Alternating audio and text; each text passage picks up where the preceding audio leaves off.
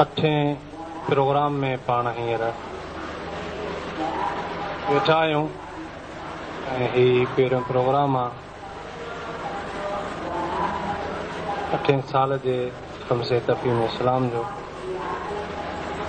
पहिरें प्रोग्राम में थोरो दोस्त ताख़ीर कनि पिया, जल्दी अची वञनि त हुन सां जल्दी प्रोग्राम थिए। हींअर मौज़ू जेको असांजो आहे उहो आहे तौहीद। तौहीद जो मतिलबु सम्झणो आहे। आम तौर ते इस्लामी मकातिब फ़िक्र में तौहीद जे बुनियाद ते हिक ॿिए ते फ़तवाऊं बि लॻनि थियूं। हू चए थो त ही तौहीद परस्त न आहे, शिरक करे थो। ॿियो चए थो न ही तौहीद परस्त न आहे, ही शिरक करे थो। हिकिड़ा तौहीद जो मतिलबु चवंदा ही आहे, ॿिया चवनि था त ही आहे। मसलन मदद वठणु जाइज़ न आहे, कुझनि जो अक़ीदो आहे त इहो तौहीद जे मुनाफ़ी आहे। कुझु चवंदा न मदद वठण में कोई मसइलो न आहे। कुझु चवंदा इबादत में ख़ुदा खां सवाइ कंहिंजी न कजे।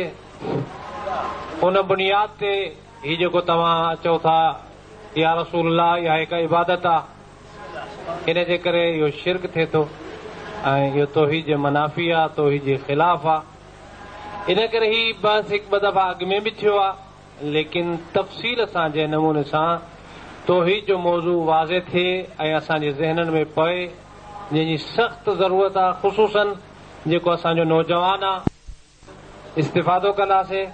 पाण जो साईं हुसैन शाह मूसवी जेके आया आहिनि, मां सम्झां थो त टाइम थी चुको आहे।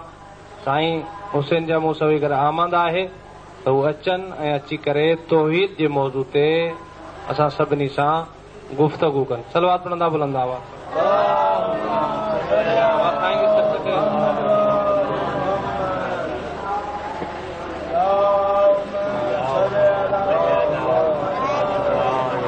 थोरो जेके अवां पोइ ते वियो पिया, कोशिशि कयो त अॻिते अचो, ताकी अगरि पोयां दोस्त अचनि त उन्हनि खे ज़हमत न थिए, तव्हांखे क्रास करे अॻिते अचनि त वधीक पढ़ण वारे खे बि ज़हमत थींदी आहे, तकलीफ़ थींदी आहे। मां बेहद मशकूर आहियां मोहतरम दानिश्वर मौज़म सैयद हुसैन मूसवी जो, जेके मुसलसल ज़हमत कंदा रहनि था, अचनि था ऐं हींअर साईं खां मुस्तक़बिल।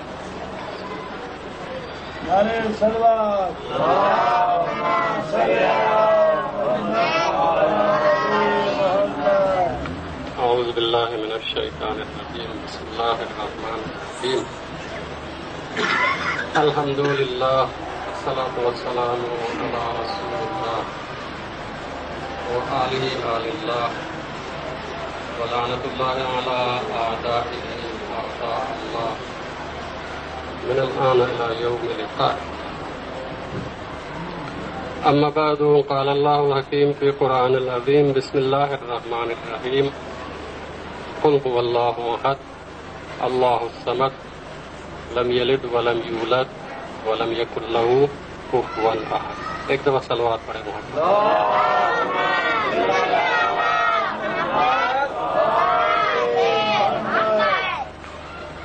اللہ تبارک و تعالیٰ کی حمد اور شکر کہ اس نے یہ موقع فراہم کیا آپ کی بارگاہ میں ایک دفعہ پھر حاضر ہوئے، اور اس موقع کو فراہم کرنے کے لیے کیونکہ آغا سجادی صاحب ذریعہ بنے ہیں تو ان کا بھی شکریہ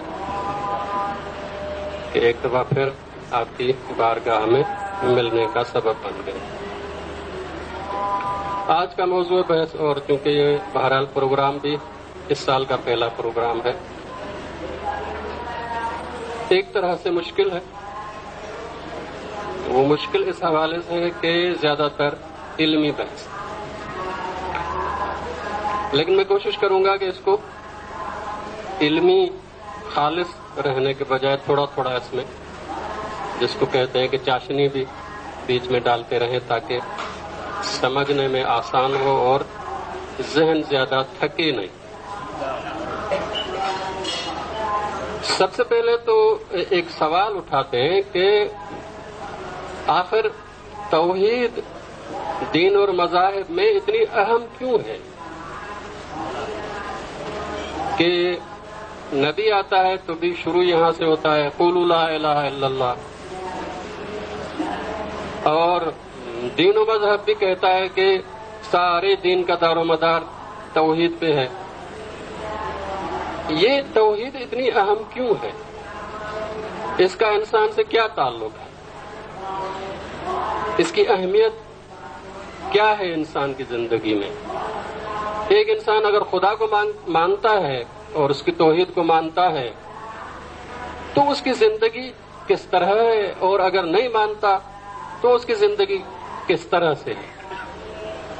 آخر کوئی سبب تو ہوگا کہ دین اور مذہب نے اس کو اتنا زیادہ اہم جو ہے وہ بتایا ہے۔ اس کی اہمیت ہے کیا؟ حقیقت اس کی کیا؟ تو اس میں جانے سے پہلے کہ توحید ہے کیا، اس کے اقسام کتنے ہیں، اور پھر جو کافی جو ہے اختلافی بحثیں ہیں، ان میں جانے سے پہلے یہ جو ہے ذہن واضح ہونا چاہیے کہ ہم جس موضوع پر بحث کر رہے ہیں وہ کس حوالے سے ضروری ہے، کیوں ضروری ہے، کیا اس کی ضرورت ہے، اہمیت اس کی کیا ہے۔ تو اس کی اہمیت اس حوالے سے ہے کہ جب ہم اپنے متعلق سوچتے ہیں کہ انسان کیا ہے اور انسان کی حقیقت کیا ہے، تو معلوم ہوتا ہے کہ انسان مخلوق ہے، اس کو خلق کیا گیا ہے، اور جب خلق کیا گیا ہے تو کوئی بنانے والا ایسا نہیں ہوتا کہ بغیر مقصد کے بنائے، تو کوئی نہ کوئی اس کا مقصد ہوتا ہے۔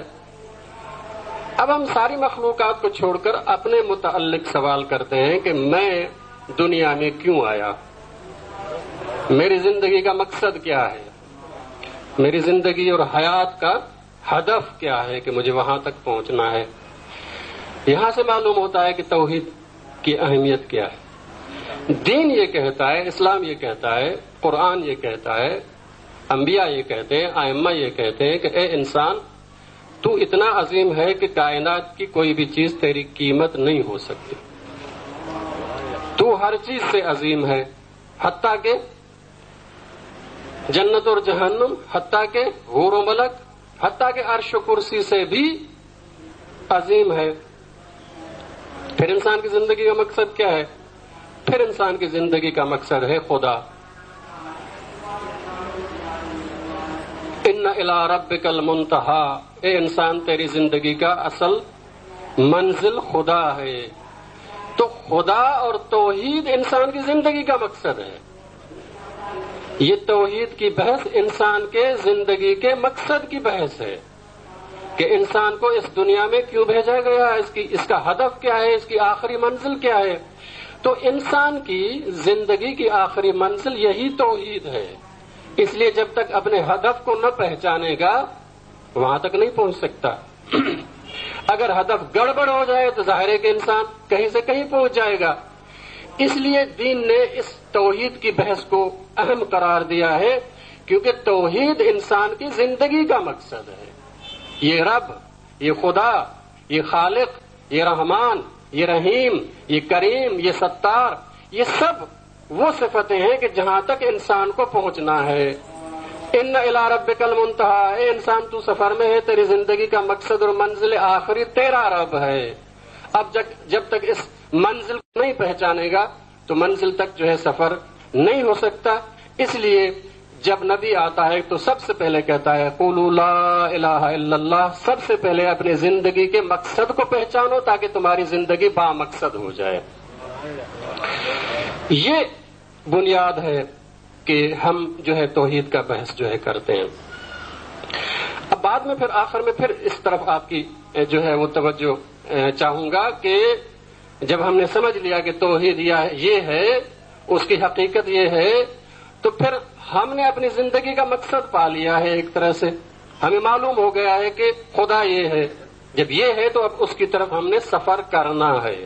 یعنی توحید ایک معرفت ہے کہ انسان کی زندگی کا ہدف یہ ہے، اور دوسرا حصہ توحید کا یہ ہے کہ اس کی طرف سفر کرو تاکہ تو اپنے زندگی کے مقصد کی طرف جائے، کہیں ادھر ادھر نہ ہو۔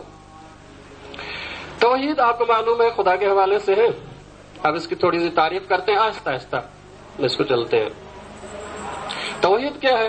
یہ مجموعی طور پر اس کی جو ہے ڈیفینیشن اور وصف اور تعریف کریں وہ یہ ہے کہ خدا جیسا کسی کو نہ ماننا توحید ہے. خدا جیسا کسی کو نہ ماننا یہ ہے توحید. اس کا ضد جو ہے شرک ہے. خدا جیسا کسی کو ماننا یہ شرک.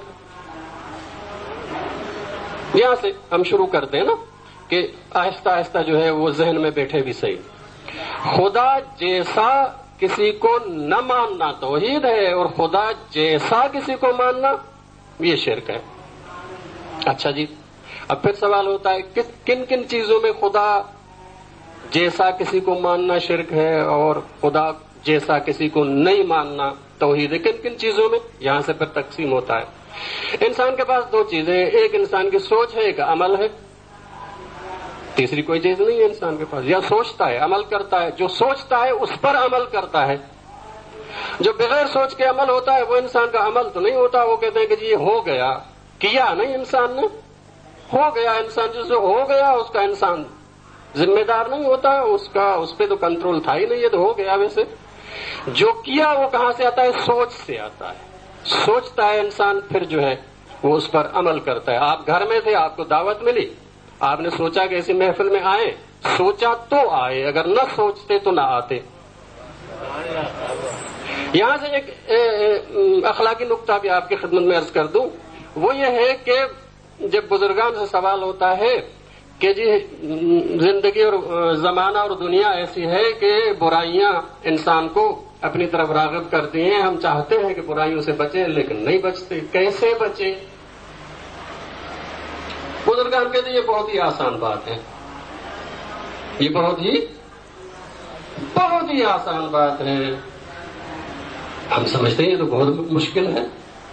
ہم تو کوشش کر کے تھک گئے کہ جی غلط کاموں سے بچے، نہیں بچتے. بزرگان کہتے ہیں یہ تو بہت ہی آسان بات ہے. وہ کیا ہے؟ وہ یہ ہے کہ جی برائی کا سوچنا ہی چھوڑ دو،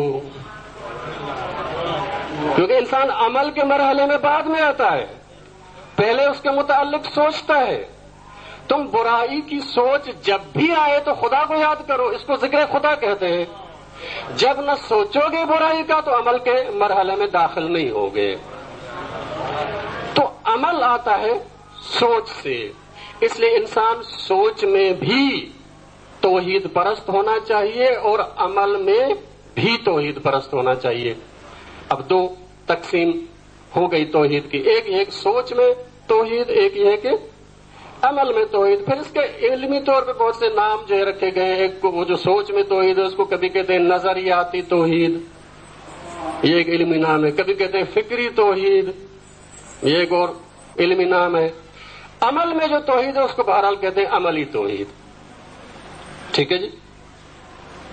فکر میں توحید کا کیا مطلب ہے؟ اس میں ذمہ داری کیا ہے؟ اس میں یہ ہے کہ انسان سمجھے کہ توحید کیا ہے، سب سے پہلے سمجھے، پھر اس پر ایمان لائے.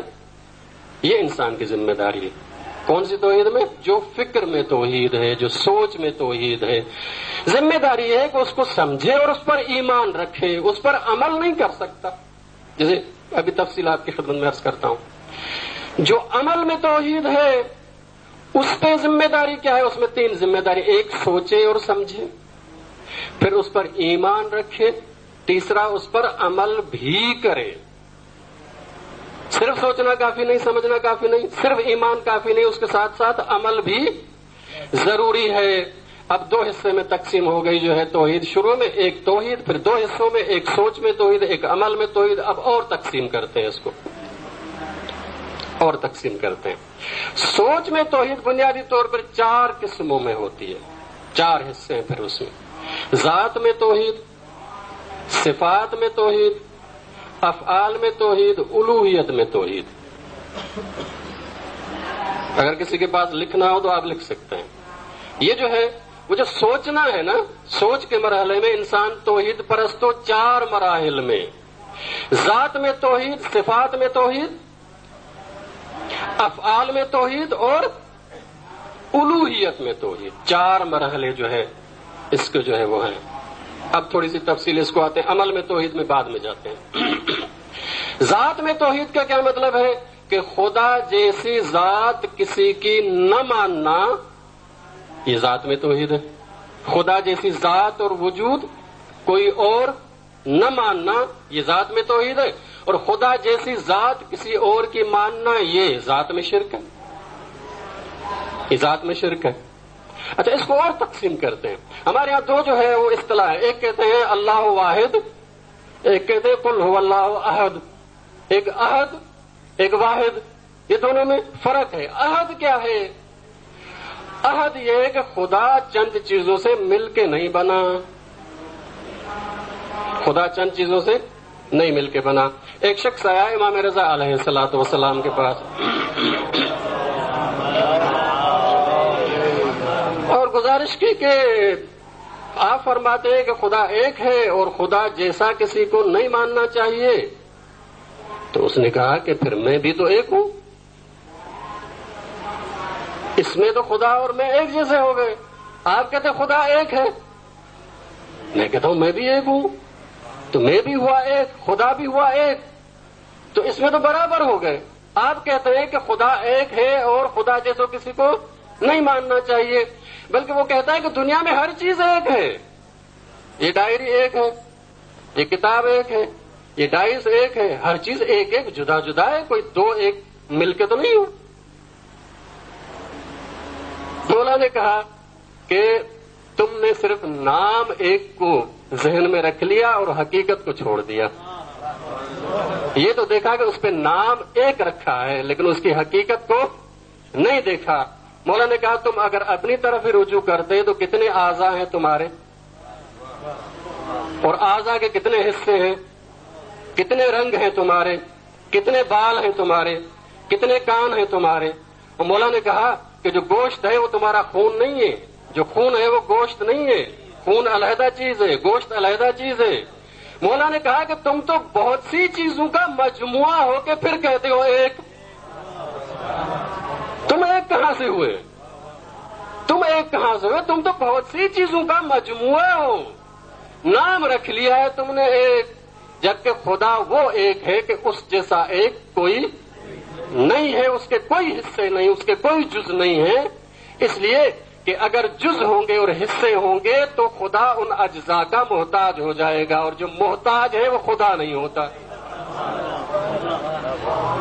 جو محتاج ہے وہ خدا نہیں ہوتا. بھئی میں آپ کی خدمت میں مثال دوں، یہ جو ہے آپ شربت ابھی عموماً جو ہے وہ روزے کے بعد پیتے ہیں، یہ مرکب ہے. دو چیزیں مل کے بنی ہیں، ایک آپ کا پانی اور ایک آپ کی مثلا جو ہے چینی، ملا کے دو چیز بن گئی. اب شربت بننے میں اور وجود میں آنے میں پانی کا بھی محتاج ہے، چینی کا بھی محتاج ہے. پہلے پانی ہو، چینی ہو، کوئی ملانے والا ہو تاکہ شربت بنے. اگر خدا بھی کچھ چیزوں سے مل کے بنا ہے تو پھر تو یہ خدا نہیں ہے، کچھ اور ہے. یہ ہے ذات میں توحید کا پہلا حصہ کہ خدا کچھ چیزوں سے مل کر نہیں بنا. یہ توحید ہمارے پاس ہے، مسلمانوں میں اور کسی کے پاس نہیں ہے. انشاءاللہ آپ کی خدمت میں عرض کرتا ہوں یہ ہمارے پاس ہے. کیوں؟ اس لیے کہ ہمارے پاس جو توحید دینے والے ہیں ان کو پتا ہے کہ توحید کیا ہے. ان کو پتا ہے کہ توحید کیا ہے. کیوں؟ اس لیے کہ اس نے کہا تھا کنت کنزا مخفیا، میں مخفی خزانہ تھا. فاحببت ان اعرف، میں نے چاہا کہ پہچانا جاؤں. فخلقتک یا محمد، اپنی پہچان کرانے کے لیے اس شخصیت کو بھیجا ہے. تو اگر اس شخصیت سے وابستگی ہے تو توحید ہوگی، اگر اس شخصیت سے وابستہ نہیں اور کہیں اور وابستگی ہے تو پھر توحید نہیں ملے گی، کچھ اور ملے گا. محمد آل محمد.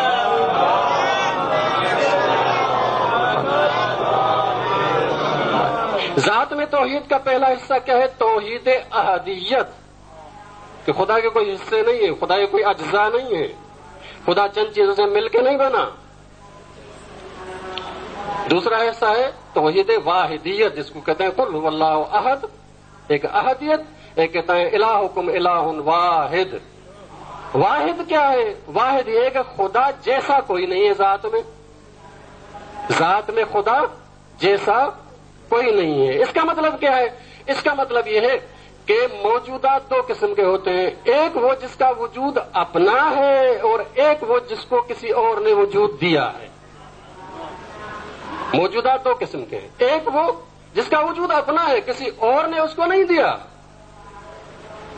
اور ایک وہ موجود جس کو کسی اور نے وجود دیا ہے۔ اللہ وہ موجود ہے کہ جس کا وجود اپنا ہے، باقی ساری کائنات وہ موجودات ہیں کہ جس کو خدا نے وجود دیا ہے۔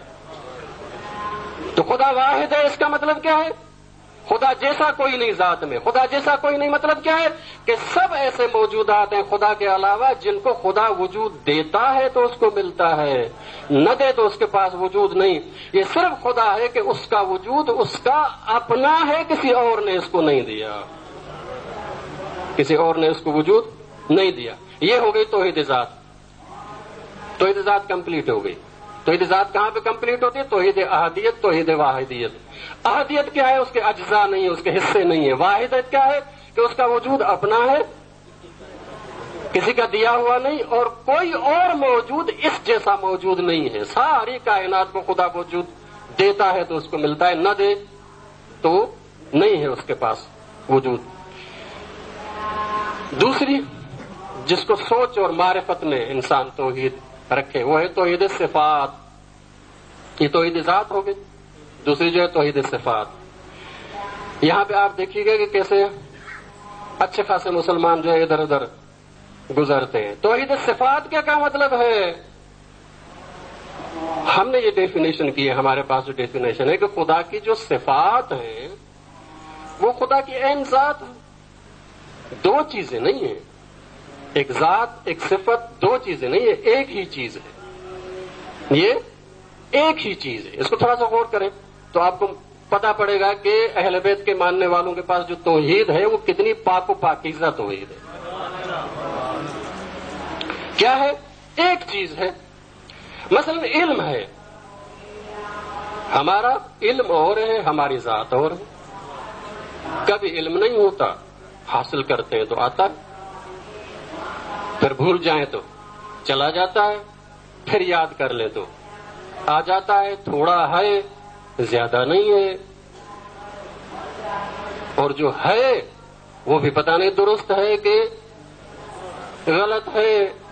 تو ہمارا علم ایک تو ہماری ذات کے علاوہ ہے، دوسرا یہ ہے کہ بہت ہی محدود ہے، ناقص ہے، نہ تھا پھر آیا ہے اور کبھی نہ ہوگا۔ یہ بتاتا ہے کہ ہماری ذات علیحدہ ہے، ہمارا علم علیحدہ ہے۔ تو ہم مجموعہ ہیں دو چیزوں کے، ایک ذات ایک صفات، ایک ذات اور صفات۔ انسان مجموعہ ہے دو چیزوں کا۔ انسان کے پاس قدرت ہے، اٹھتا ہے، بیٹھتا ہے، چلتا ہے، قدرت ہے انسان کے پاس کام کرنے کی۔ قدرت اور چیز ہے، انسان اور چیز ہے۔ کبھی بیمار ہو جاتا ہے، اٹھنا ہی میسر نہیں ہوتا، کبھی جو ہے کمزوری ہو جائے تو چلنا ہی نہیں ہوتا۔ اگر قدرت ہماری ہوتی تو ہم سے کوئی چھین نہیں سکتا تھا اس کو۔ یہ ہمارے وجود کا حصہ نہیں ہے، یہ وجود نہیں ہے ہمارا، ہم سے علیحدہ ہے۔ ہوتی ہے، کبھی نہیں ہوتی۔ بچہ ہے، وہ اپنا ہاتھ بھی مشکل سے ہلاتا ہے، جوان ہو جاتا ہے، پھر تھوڑی سی طاقت آ جاتی ہے، پھر بوڑھا ہو جاتا ہے، ویسا ہی بن جاتا ہے۔ نفی قدرت ہے۔ اس طرح سے ہر صفات آپ سمجھ لیں کہ انسان اور چیز ہے، اس کی صفتیں اور چیز ہیں۔ اب سوال یہ ہے کہ کیا خدا بھی ایسا ہی ہے؟ کیا خدا بھی ایسا ہی ہے کہ ایک خدا ایک اس کی صفتیں؟ مسلمانوں کی اکثریت کہتی ہے کہ ہاں خدا اور ہے، صفتیں اور ہیں۔ کیا کہتے ہیں وہ؟ اللہ علم کے ذریعے عالم ہے، اللہ علم کے ذریعے عالم ہے، اللہ قدرت کے ذریعے قادر ہے، اللہ حیات کے ذریعے حی ہے، اللہ ارادے کے ذریعے صاحب ارادہ ہے۔ ذریعے سے ہاں، ذریعے سے، وسیلے سے، خدا وسیلے سے اور ہم بے وسیلہ سے۔ خدا علم کے ذریعے عالم ہے، خدا قدرت کے ذریعے قادر ہے، خدا ارادے کے ذریعے مرید ہے. ہم کیا کہتے ہیں؟ ہم کہتے ہیں نہیں. اس کا مطلب یہ ہے کہ خدا اور اس کا ارادہ دو چیزیں نہیں ہیں، ایک ہی چیز ہے، عین ذات ہے. خدا اور علم دو چیزیں نہیں ہیں، عین اس کی ذات ہے. خدا اور حیات دو چیزیں نہیں ہیں، عین اس کی ذات ہے، ایک ہی چیز ہے. یہ جو 5 صفات ہیں، صفات ذات، یہ خدا اور ذات اور صفات دو چیزیں نہیں ہیں، یہ ایک ہی چیز ہے. اگر دو مانیں گے تو پھر کیا ہو جائے گا؟ دو مانیں گے تو پھر کیا ہو جائے گا؟ دو چیزیں ہوں گی. بھئی یہ صفات آئیں کہاں سے؟ اللہ تو اس کا وجود اپنا ہے. یہ صفات کہاں سے آئیں؟ اگر کہو کہ صفتیں بھی ایسے ہی ہیں جیسے خدا، تو پھر تو تم ذات میں مشرک بن گئے کہ خدا جیسا کسی کو مان لیا ذات میں. جب کہتے ہو کہ خدا اس کا وجود اپنا ہے اور کہو کہ علم اس کا وجود بھی اپنا ہے، تو یہ تو ذات میں شرک ہو گیا آپ کا. یہ تو آپ ذات میں مشرک ہو گئے. ذات میں مشرک نہ ہونے کے لیے پھر کیا ہے؟ پھر یہ مانو کہ خدا اور علم ایک چیز ہے، دو چیزیں نہیں ہیں، یہ عین ذات ہے. دوسرا کیا ہوگا؟ چلو جی یہ نہیں ہے، نہ تھی بعد میں وجود میں آئی. صفات پہلے نہ تھی، اللہ کی صرف ذات تھی، بعد میں وجود میں آئی. اب ذرا غور فرمائیے، بھائی اس کو کس نے خلق کیا؟ اگر کو خدا نے خلق کیا تو خدا کے پاس تو قدرت تھی نہیں، خلق کیسے کرتا؟ خدا کے پاس تو علم ہے نہیں، کہاں سے بنائے گا؟ علم ہوگا تو کچھ کرے گا، قدرت ہوگی تو کچھ کرے گا. پہلے تم کہتے ہو صرف ذات ہے، صفات نہیں ہے اس کے پاس. جب نہیں ہے تو پھر کیا ہوگا؟ پھر تو ہوں گی نہیں. پھر خدا کی ذات ایسی ہو جائے گی جو کسی قابل نہیں ہے، نہ اس میں علم، نہ اس میں قدرت، نہ اس میں حیات، نہ اس میں ارادہ، نہ وہ ازلی نہ وہ ابدی، کوئی اس میں صفت نہیں ہے. جب نہیں ہے تو اللہ اس کو بنا بھی نہیں سکتا. پہلے قدرت دو تو تاکہ بنائے. اب کیا ہو جائے گا؟ اب یہ ہو گیا کہ خدا کی صفات اس کی عین ذات ہے. یہ ہے توحید صفات. لیکن مسلمان کیا کہتے ہیں؟ مسلمان کہتے ہیں صفت اور ہے اور خدا کی ذات اور ہے. خود شرک مان کے چلتے ہیں اور پھر جو ہے دوسروں کو مشرک قرار دینا شروع کر دیتے ہیں. خود بنیادی طور پہ ان کی سوچ میں ہی شرک ہے کہ صفات اور مانتے ہیں، اللہ اور مانتے ہیں. بھئی یہ صفات کہاں سے؟ یہ بھی ہمیشہ سے، اللہ بھی ہمیشہ سے. پھر تو اللہ اور صفات ایک جیسے ہو گئے، پھر آپ ذات میں جو ہے مشرک بن گئے. توحید صفات. اس کے بعد جو ہے توحید افعال. توحید افعال کہ خدا جیسا کام کسی اور کا نہیں ہے. جیسا کام خدا کا ہے ویسا کام کسی اور کا نہیں ہے. خدا کی جتنی صفتیں ہیں نا، رحمان، رحیم، کریم، ستار، سب کام ہے نا خدا کے، سوائے ان 5 کے جو میں نے کہا کہ جی علم، قدرت، حیات، ارادہ، ازلی ابدی ہونا. یہ 5 صفتوں کے علاوہ باقی جتنی صفتیں خدا کی سب خدا کے کام ہے. رحمان کام ہے، رحیم کام ہے، غفار کام ہے، ستار کام ہے، خالق کام ہے، رب کام ہے. سارے کام ہیں اللہ کے. یہ سارے اللہ کے کام ہیں. ہم یہ کہتے ہیں کہ جیسا خدا کا کام ہے ویسا کام کسی اور کا نہیں ہے. کیا مطلب ہے اس کا؟ اس میں بہت گڑبڑ ہے. اس میں بہت گڑبڑ ہے کہ توحید افعالی میں بہت ساری گڑبڑ ہے.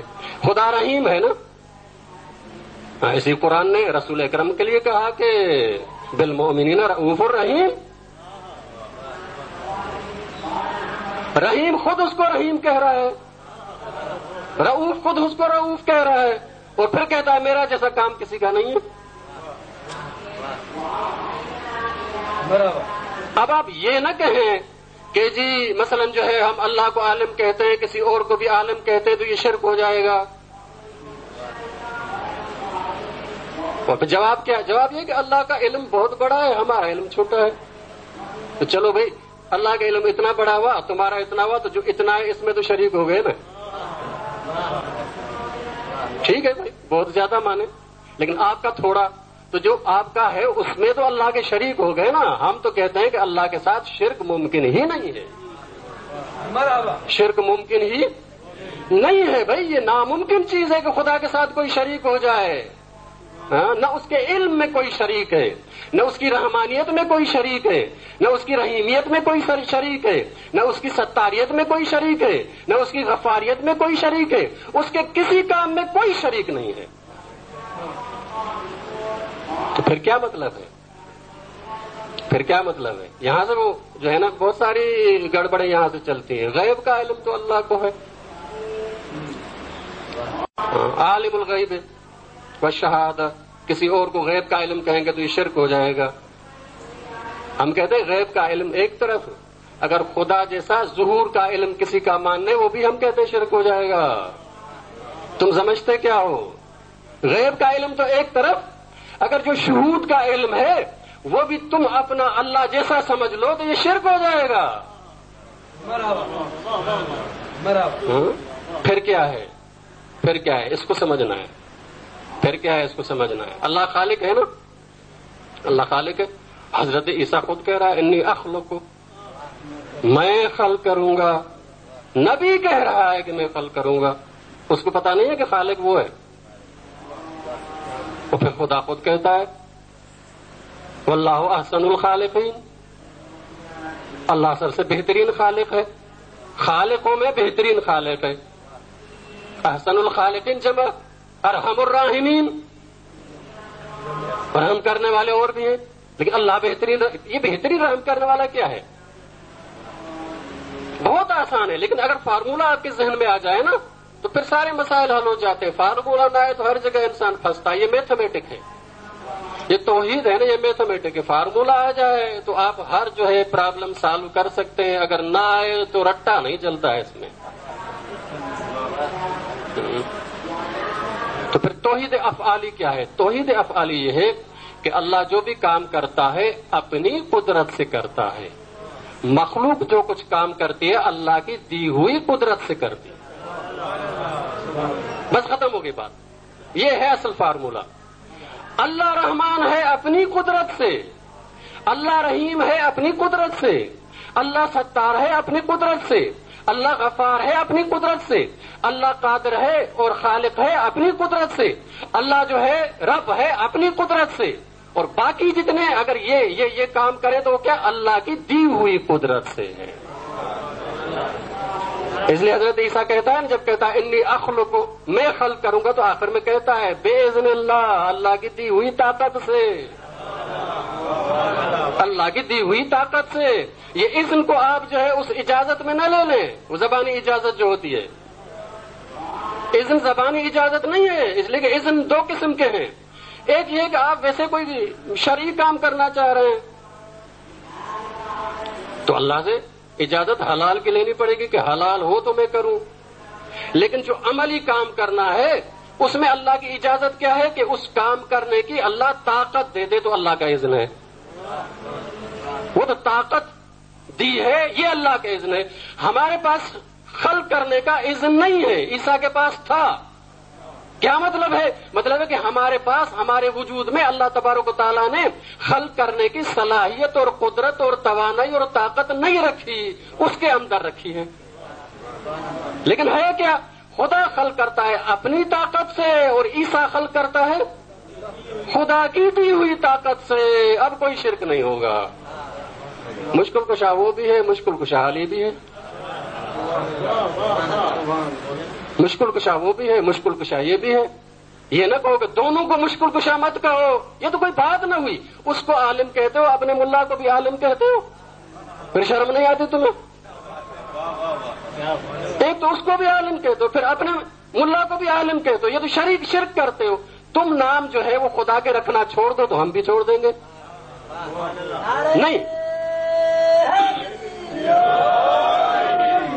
نہیں, ہم یہ کہتے ہیں کہ اس کے جتنے فعل ہیں وہ سب اس کی اپنی قدرت سے ہیں. باقی جو کچھ کرتا ہے مخلوق, وہ جو کرتا ہے وہ خدا کی دی ہوئی قدرت سے کرتا ہے. خدا مشکل کشا ہے اپنی طاقت سے, علی مشکل کشا ہے خدا کی دی ہوئی طاقت سے.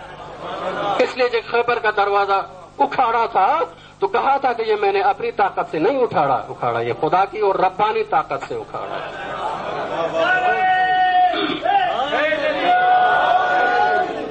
تب بنیادی طور پر توحید افعال یہ ہے، اس لیے چونکہ خدا کی دی ہوئی طاقت سے انسان کام کرتا ہے تو خدا کہتا ہے یہ میں نے کیا۔ عجیب آیت ہے، آپ عموماً سنتے ہیں مجالس میں، ذرا اس پہ غور بھی جو ہے کریں۔ کہتا ہے وما رمیت اذ رمیت ولکن اللہ رمی، متضاد بیان یہ صریحاً، اگر جو ہے توحید سمجھ میں نہ ہو تو وما رمیت، تم نے پتھر نہیں مارا، اذ رمیت، جب تم نے مارا۔ یہ تضاد بیانی نہیں ہے، جب تم نے مارا اس کا مطلب مارا ہے رسول اکرم نے، نہیں مارا تم نے اس کا مطلب نہیں مارا، یہ تو تضاد بیانی ہے۔ ولیکن اللہ رمی، یہ تو اللہ نے مارا ہے۔ بھائی جب کہا کہ تم نے مارا تو پھر کیوں کہتے ہو نہیں اللہ نے مارا ہے؟ اس کا مطلب کیا ہے؟ اس کا مطلب یہ ہے کہ چونکہ ساری مخلوق خدا کی دی ہوئی طاقت سے کام کرتی ہے، اس کی دی ہوئی توانائی سے کام کرتی ہے، اس کی دی ہوئی قدرت سے کام کرتی ہے، اس لیے چونکہ قدرت اس کی ہے تو یہ کام بھی اس کا ہوگا کیونکہ قدرت اس کی ہے۔ لیکن چونکہ انسان نے اپنے ارادے سے کام کیا ہے اس لیے انسان کا بھی کام ہے، دونوں کا ہے، دونوں کی طرف آپ جو ہے منسوب کر سکتے ہیں۔ وہی کام جو رسول اکرم نے پتھر مارا وہی منسوب ہو رہا ہے رسول اکرم کے، اذ رمیت، جب تم نے مارا، رسول اکرم کی طرف منسوب ہو رہا ہے جب تم نے مارا۔ کیوں؟ اس لیے کہ رسول اکرم نے اپنے اختیار سے مارا ہے۔ ولیکن اللہ رمی، یہ خدا نے مارا ہے۔ کیوں؟ اس لیے کہ میری دی ہوئی طاقت سے تم نے مارا ہے، میری دی ہوئی طاقت سے تم نے مارا ہے، اس لیے یہ کام تمہارا بھی ہے، یہ کام میرا بھی ہے، دونوں کا کام ہے۔ لیکن کیا ہے؟ خدا کی طرف جب منسوب کریں گے تو خدا کی دی ہوئی طاقت سے یہ کام ہوا ہے، جب انسان کی طرف منسوب کریں گے تو انسان کے اختیار نے یہ کام جو ہے انجام دیا ہے۔ میں آپ کو مثال دوں تاکہ یہ جو ہے بات اچھی طرح سے سمجھ میں آ جائے، تاکہ آگے جو ہے ہم چلیں۔ ایک دفعہ صلوات پڑھے محمد وآل محمد کا۔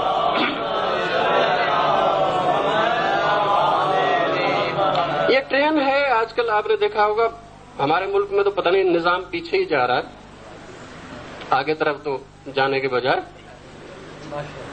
اور ابھی جو ہے اللہ نہ کرے یہ بجلی بھی آہستہ آہستہ کم ہو رہی ہے تو پھر ہم لالٹین کی طرف واپس پلٹ کے جائیں گے۔ امریکہ نے جو ہے وہ ہمارے صدر صاحب جو گزر گئے وہ کہتے تھے کہ جی امریکہ نے کہا ہے کہ اگر تم ہمارا کہا نہیں مانو گے تو ہم آپ کو پتھر کی دنیا میں واپس لوٹا دیں گے، اور جب مانا ہے تو بھی پتھر کی دور میں واپس لوٹ کے جا رہے ہیں۔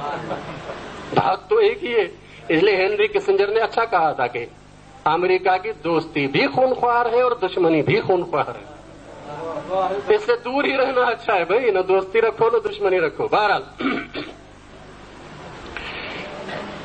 آپ نے باقی دنیا میں دیکھا ہوگا ٹرین چلتی ہے بجلی پہ، ٹرین بجلی پہ چلتی ہے۔ بھئی یہ ٹرین کہاں پہ چل رہی ہے؟ کہا کہ جی الیکٹرسٹی، بجلی پہ چل رہی ہے۔ بجلی چلاتی ہے اس کو؟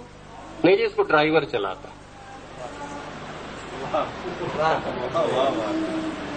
کاہے پہ چلتی ہے؟ جی بجلی چلا رہی ہے۔ بھائی وہ تو ڈرائیور پہ، ہاں جی ڈرائیور چلا رہا ہے، ڈرائیور بھی چلا رہا ہے، بجلی بھی چلا رہی ہے۔ یہ کیا ہے بھائی؟ بجلی وہ طاقت ہے جس کے ذریعے سے ٹرین چلتی ہے، اگر بجلی نہ ہو تو ڈرائیور نہیں چلا سکتا، لیکن ڈرائیور اس کو چلاتا ہے، روکتا ہے، لیفٹ رائٹ، اس کی رفتار کم زیادہ، کھڑا کرنا، یہ سارا ڈرائیور کے ہاتھ میں ہے۔ تو ہم کہتے ہیں کہ بجلی چلا رہی ہے، کبھی کہتے ہیں کہ ڈرائیور چلا رہا ہے۔ جب ڈرائیور چلا رہا ہے کہتے ہیں تو اس کا مطلب یہ ہوتا ہے کہ ڈرائیور اپنے اختیار سے ادھر ادھر موڑتا ہے، کھڑا کرتا ہے، چلاتا ہے۔ اور جب کہتے ہیں بجلی چلا رہی ہے تو اس کا مطلب اصل قوت وہاں سے آ رہی ہے، اصل قوت وہاں سے آ رہی ہے۔ یہی کہا تھا اللہ تبارک و تعالیٰ نے، وما رمیت، تم نے نہیں مارا، اذ رمیت، جب تم نے مارا، ولکن اللہ رمی، یہ اللہ نے مارا ہے۔ تم نے مارا ہے اس قوت سے جو ہم نے تمہیں دی، اس لیے ہم نے مارا ہے، اور تم نے اپنے ارادے سے مارا ہے، اس لیے تم نے بھی مارا ہے، اس لیے تم نے بھی مارا ہے۔ تو توحید افعالی کیا ہے؟ توحید افعالی یہ ہے کہ خدا جیسا فعل کسی کا نہیں ہے، خدا جیسا فعل کسی کا نہیں ہے۔ خدا جو بھی فعل انجام دیتا ہے اپنی طاقت و قدرت سے، اور مخلوق جو بھی فعل انجام دیتی ہے وہ خدا کی دی ہوئی طاقت سے۔ اگر کسی اور کو سمجھ لو کہ وہ اپنی قدرت سے فعل انجام دے رہا ہے تو یہ شرک ہو جائے گا۔ اگر کہو کہ علی جو مشکل دور کرتا ہے خدا کی دی ہوئی طاقت سے تو عین توحید ہے، اگر کہو کہ علی اپنی طاقت سے دور کرتا ہے تو یہ شرک ہو جائے گا، یہ شرک ہو جائے گا۔ ہے صرف انسان کے اس نظریے اور معرفت کا مسئلہ، عمل ایک ہے۔ یا علی مدد عمل ایک ہے، ایک کہتا ہے یا علی مدد اس عقیدے کے ساتھ، اس ایمان کے ساتھ کہ مولا کے پاس جو قوت ہے وہ خدا کی دی ہوئی ہے، تو یا علی مدد یہ توحید ہے، یا علی مدد توحید ہے۔ اور اگر کوئی اس ایمان کے ساتھ کہتا ہے کہ مولا کے پاس جو قوت ہے خدا کی دی ہوئی نہیں اپنی ہے، تو پھر شرک ہو جائے گا، کیونکہ وہ ہستی کہ جس کا فعل اپنی رحمانیت میں بلند ہوتے جاؤ گے اور خدا کے رحم کے قریب ہوتے جاؤ گے، اتنا تم خدا کے قریب ہوتے جاؤ گے۔ صفات کا مظہر بننا یہ ہے خدا کی طرف سفر کرنا۔ تو جب معرفت حاصل ہو گئی اب انسان اس کی طرف سفر کرتا ہے۔ سفر کرنے میں پہلے کیا ہے؟ سب سے پہلے جو عملی توحید ہے وہ توحید عبادت ہے۔ عملی توحید کیا ہے؟ توحید، اس پہ بھی بڑا جھگڑا ہے، اس میں بھی بڑا جھگڑا ہے۔ توحید عبادت کس کو کہتے ہیں؟ کسی کے آگے تھوڑا سا جھک کے ملے گا یہ تو عبادت ہے۔ مثلا جو ہے امام یا نبی کی زری کو چما ہو یہ تو عبادت ہے۔ اپنی بیگم صاحبہ کو چما عبادت نہیں ہے، رسول اللہ کی زری کو چومنا ہے عبادت، یہ شرک ہو گیا۔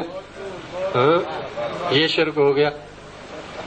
پتہ نہیں سوچ کس طرح کی ہے لیکن یہ دنیا میں ہے اس طرح سے، یہ اس طرح سے ہے، یہ جو ہے وہ اس طرح کی۔ اب عبادت کیا ہے؟ عبادت کی ڈیفینیشن کیا ہے؟ میں دونوں ڈیفینیشن آپ کی خدمت میں عرض کر دیتا ہوں، پھر آپ خود سمجھ لیجئے گا۔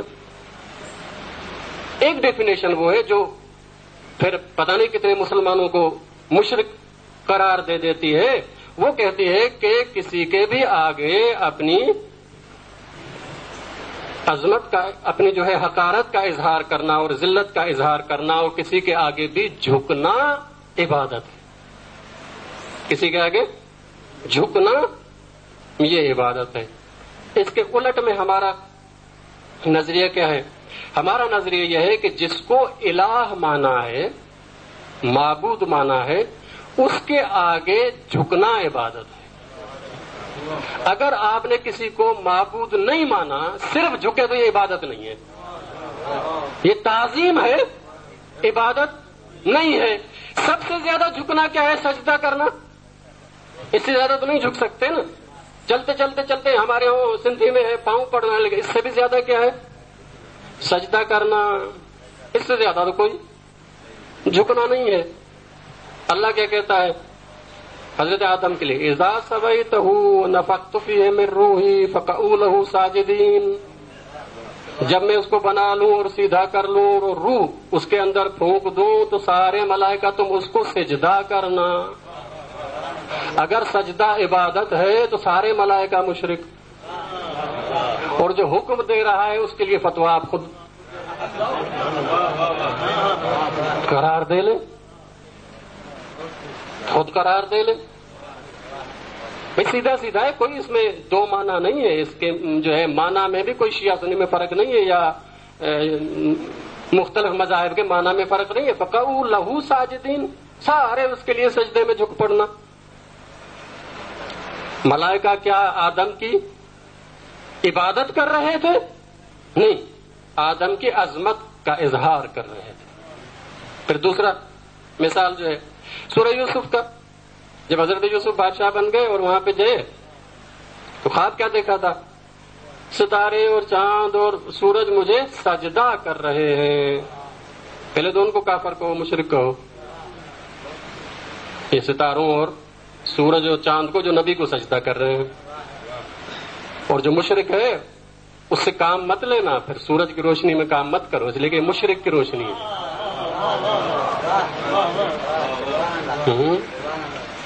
پھر کسی اور کو ستارے بھی مت کہنا کہ ان کی مثال ستاروں جیسی ہے، اس لیے کہ ستارے تو مشرک ہیں.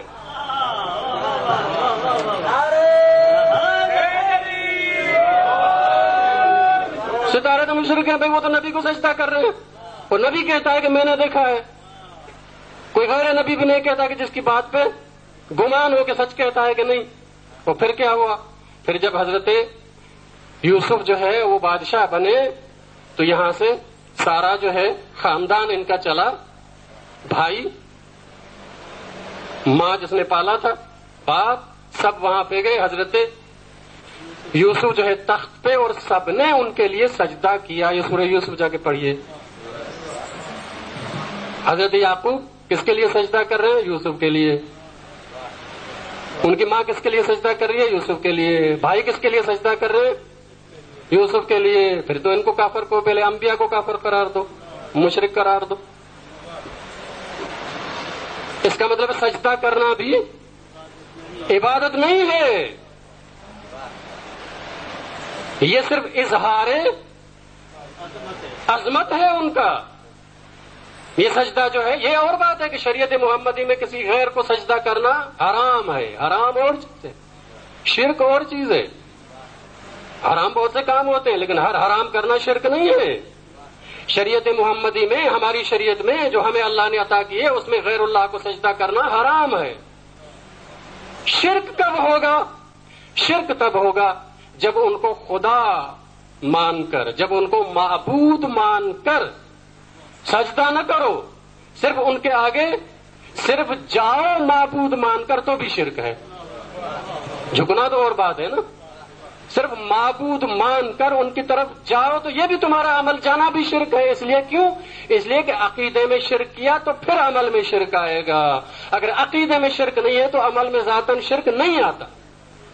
جب تک اس کو معبود نہیں مانو گے تب تک اس کی عبادت نہیں ہوگی. پھر قرآن مجید کہتا ہے بیٹے کو حکم ہے کہ اپنے والدین کے سامنے کیا ہے؟ اپنے دونوں بازو جھکا کر رہو، جناح الذل. ہاں، اپنے آپ کو حقیر جان کے ان کے آگے اظہار عظمت کرو. اگر جھکنا عبادت ہوتا تو اللہ تو خود کہہ رہا ہے کہ اپنے والدین کی عبادت کرو. نہیں، عبادت نہیں. عبادت کب ہوگی؟ عبادت تب ہوگی جب جس کے لیے اظہار عظمت کرتے ہیں اس کو اگر معبود مانتے ہیں تو پھر تمہارا عمل اس کے لیے عبادت ہوگا. اگر اس کو معبود نہیں مانتے تو کچھ بھی کر لو، یہ عبادت نہیں ہوگی. اس لیے اگر جو ہے وہ زری کو چومے تو یہ عبادت نہیں ہے. کیوں؟ اس لیے کہ ہم صاحب زری کو خدا نہیں مانتے، ہم صاحب زری کو معبود نہیں مانتے. اس لیے رسول اکرم صلی اللہ علیہ وآلہ وسلم کی زیارت کو جانا شرک نہیں ہے. اس لیے کہ ہم رسول کو رسول کہتے ہیں، اللہ نہیں کہتے، رسول اللہ کہتے ہیں. جب ہم علی ابن ابی طالب پہ جاتے ہیں روزے پہ تو زیارت میں پڑھتے ہیں السلام علیکہ یا ولی اللہ. اللہ نہیں کہتے، ولی اللہ کہتے ہیں. جب یہ صورت حال ہے تو یہ شرک نہیں ہے، یہ اظہار عظمت ہے ان کے لیے. اظہار عظمت اور ہے، عبادت اور ہے. عبادت تب ہوگی جب اس کو پہلے آپ نظر میں، فکر میں، عقیدے میں، ایمان میں اس کو معبود مانے، پھر اس کے لیے جو بھی کام کرے یہ عبادت ہو جائے گی. جب ہم نے کہا کہ لائق عبادت صرف خدا ہے تو پھر اس کے آگے عبادت بھی صرف خدا کی ہی ہوگی. انشاءاللہ آخر میں پھر واپس آؤں گا.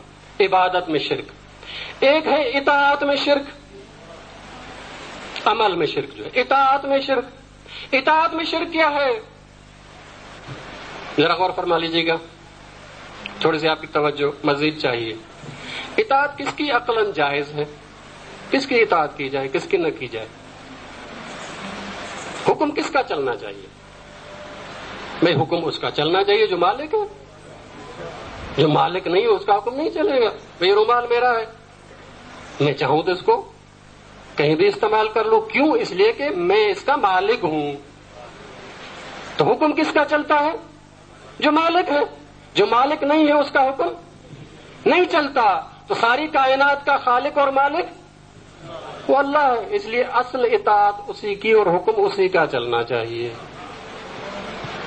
ہماری توحید ساری توحید عقل ہے, عقلی توحید ہے. سارے توحید کے جتنے درجات ہیں ہم عقل کے ذریعے سے ثابت کرتے ہیں. اس لیے جب امام جعفر صادق علیہ الصلوۃ والسلام صلی اللہ محمد محمد بیٹھ کے توحید کا درس دیتے تھے تو دہریے بھی آتے تھے جو اللہ کو نہیں مانتے. ان کے سامنے آپ قرآن کی آیت نہیں رکھ سکتے, وہ تو اللہ کو ہی نہیں مانتے, قرآن کو کہاں سے مانیں گے. ان کے سامنے آپ رسول اللہ کی حدیث نہیں رکھ سکتے, اس لیے وہ اللہ کو ہی نہیں مان رہا, رسول اللہ کو کب مانے گا. تو ائمہ نے جو سب کے سامنے توحید پیش کی اور ثابت کی ہے وہ صرف اور صرف انسان کے عقل کے ذریعے سے. اور پھر کہا ہے کہ العقل دلیل المؤمن, عقل جو ہے مومن کا دلیل ہے. ہم ساری توحید عقل کے ذریعے سے ثابت کرتے ہیں. بعد میں جاتے ہیں اس کی وضاحت کے لیے قرآن اور آیات کی طرف. ہم بنیادی طور پر عقل کہتے ہیں کہ اللہ نے انسان کو عقل دی ہے, یہ توحید سکھا دی ہے.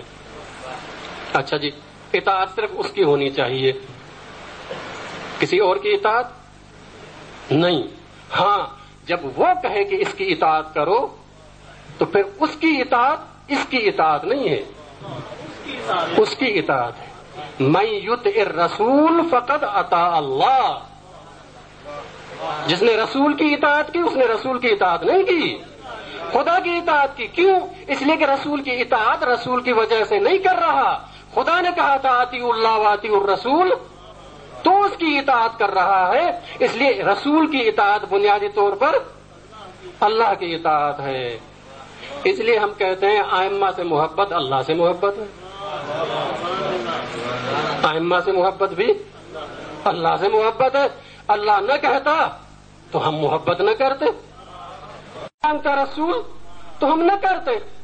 اب جب ان کے مانگنے اور حکم کی وجہ سے کرتے ہیں تو یہ ان کی محبت نہیں ہے, یہ خدا کی محبت ہے. اس لیے علی کی محبت اللہ کی محبت ہے, زہرا کی محبت اللہ کی محبت ہے, حسنین کی محبت اللہ کی محبت ہے. کیوں؟ اس لیے کہ ہم اس کے حکم کی وجہ سے کرتے ہیں. اطاعت صرف خدا کی ہونا چاہیے, ایسی اطاعت کسی اور کی نہیں کرنی. باقی جس کی بھی اطاعت کرنی ہے جب خدا اجازت دے تو کرنی ہے, اور جتنی اجازت دے اتنی کرنی ہے. اطیعوا اللہ واطیعوا الرسول واولو الامر منکم, اللہ کی رسول کی اولو الامر کی بغیر شرط کے جو کہے وہ کرو. لیکن جب آتا ہے والدین کی طرف وبالوالدین احسانا, اطاعت نہیں کرتا, اس کو احسان کرو. جہاں تک اطاعت احسان کے اندر آئے تب تو کرو, جب احسان سے نکل جائے پھر اطاعت نہیں ہے والدین کی. اگر وہ تمہیں شرک پر مجبور کریں تو مت کرنا. امام حسین علیہ الصلوۃ والسلام ایک دفعہ جا رہے تھے, مل کے صلوات پڑھیں محمد وآل محمد پر. مدینے سے گزر رہے تھے, گلی میں بیٹھا ہوا تھا عبداللہ ابن عمرو عاص. عمرو عاص تو مشہور ہے, اس کا بیٹا عبداللہ. مولا اپنے ساتھیوں کے ساتھ گزر رہے تھے تو عبداللہ ابن عمرو عاص نے کہا کہ اگر انسان کسی ایسی شخصیت کو دیکھنا چاہے جو زمین اور آسمان میں افضل ہو تو اس کو دیکھے. یہ مولا نے یہ بات سنی تو رک گئے ایک دفعہ. یہ وہ تھا کہ جو جنگ صفین میں مولا کے خلاف لڑا تھا, اتنا مخالف کہ جنگ میں خاندان اہل بیت کے خلاف لڑ رہا ہے, اور ابھی یہ کہہ رہا ہے کہ اگر کوئی انسان زمین اور آسمانوں میں افضل ترین مخلوق کو دیکھے تو اس کو دیکھ لے. مولا اس کے پاس گئے اور کہا کہ کیا تم واقعی یہ سمجھتے ہو؟ اس نے کہا ہاں میرا یہ عقیدہ ہے. مولا نے کہا پھر صفین میں ہمارے بابا کے خلاف کیوں لڑے تھے؟ کہا کہ رسول اللہ نے کہا تھا کہ اپنی باپ کی اطاعت کرنا.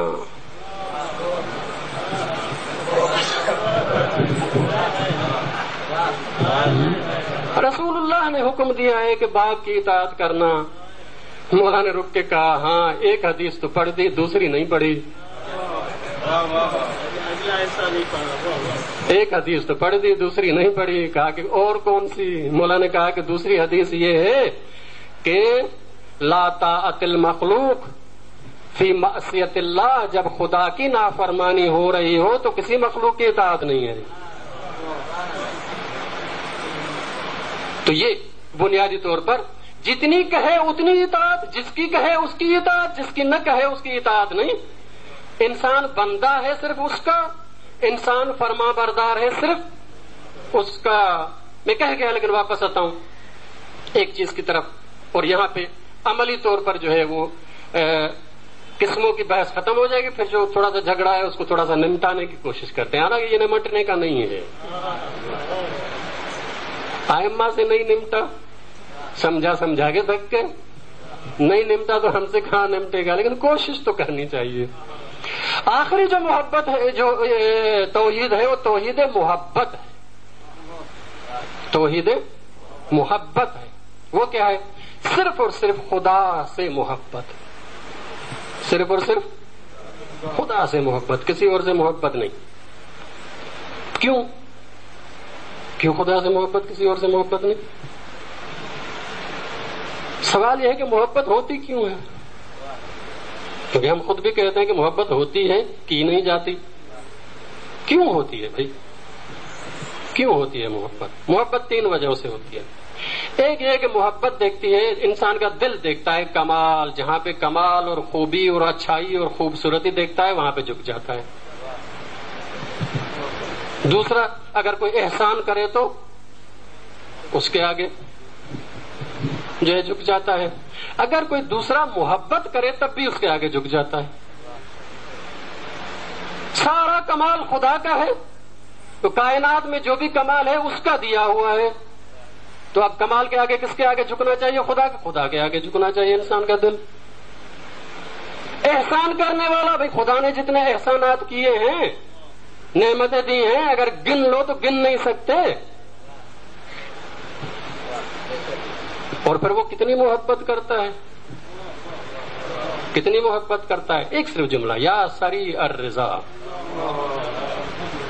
یہ جلدی راضی ہو جانے والا. جلدی راضی ہو جانے کا مطلب کیا ہے؟ رمضان کی راتیں ہیں، شب ذرا تھوڑا سا اس طرح کی توجہ کریں.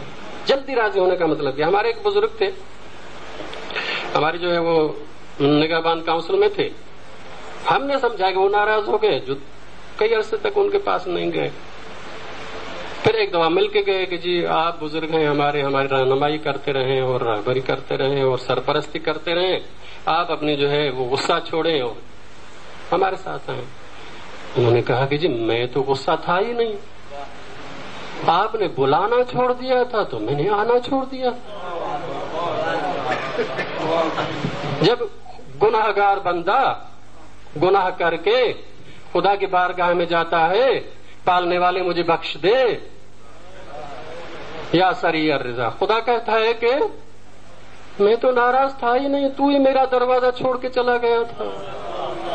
اب جب واپس آ گیا تو یہ ہے یا سری الرضا. تو جو اتنا محبت کرنے والا ہے اس کے ساتھ محبت نہیں ہونی چاہیے، ہونی ہی اس کے ساتھ چاہیے. اس لیے محبت صرف خدا کی. اب اگر کسی اور سے محبت کرنی ہے تو اگر وہ حکم کرے تو کرو، ورنہ محبت نہیں ہے. والدین سے تو بہت محبت کرتے ہو، اس سے محبت کرنے کا حکم نہیں ہے. قرآن میں دکھاؤ، نہیں ہے. ان کے احسان کا ذکر ہے. اگر محبت کا ذکر ہے تو صرف ایک خاندان ہے، صرف ایک خاندان، کسی اور کے محبت کا حکم نہیں ہے. محبت کا حکم ہے صرف ایک خاندان کا. قل لا اسألکم علیہ اجرا الا المودۃ فی القربى. پھر انسان کتنا بد نصیب ہے کہ اسی خاندان کو چھوڑ کر ساری کائنات سے محبت کر لیتا. آخری بار جو عموماً کہتے ہیں اس کو کہتا ہوں. توحید استعانت، مدد مانگنا، ایاک نعبد و ایاک نستعین، صرف تجھ سے مدد مانگتے ہیں، یہ بھی توحید افعال میں جائے گا۔ کیا سمجھ کے مدد مانگتے ہو؟ اگر یہ سمجھ کے مدد مانگتے ہو کہ اس کا جو طاقت و قدرت ہے وہ اس کی اپنی ہے تو وہ صرف خدا ہے، لیکن اگر جو ہے کسی اور سے مدد مانگتے ہو جیسے زندگی میں، اور یہ سمجھتے ہو کہ اس کی وجود اور طاقت و قدرت خدا کی دی ہوئی ہے، تو یہ عین توحید ہے، یہ نہیں ہے۔ عجیب روایت ہے ایک موجم طبرانی میں، جب میں نے اس کا حوالہ پڑھا اور کسی اور کتاب کے ذریعے سے، یہ تبلیغ جماعت والوں کی طرف سے چھپتی ہے، حیات صحابہ 3 جلدوں میں، آپ دیکھ لیں۔ اس میں رسول اکرم کی دعائیں منقول کرتے جو صحابہ کے لیے ہیں، تو ان میں باب ہے کہ رسول اکرم نے علی کے لیے جو دعائیں کی،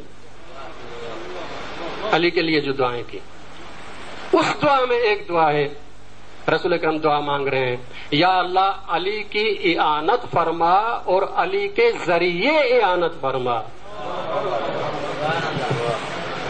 یا اللہ علی پر رحم فرما اور علی کے ذریعے رحم فرما، یا اللہ علی کی مدد فرما اور علی کے ذریعے مدد فرما۔ جس کو خدا خود جو ہے وہ مدد کے لیے منتخب کر لے، اس سے مدد مانگنا اس نیت کے ساتھ کہ خدا نے بنایا ہے، یہ شرک نہیں ہے، یہ عین توحید ہے، یہ عین توحید ہے۔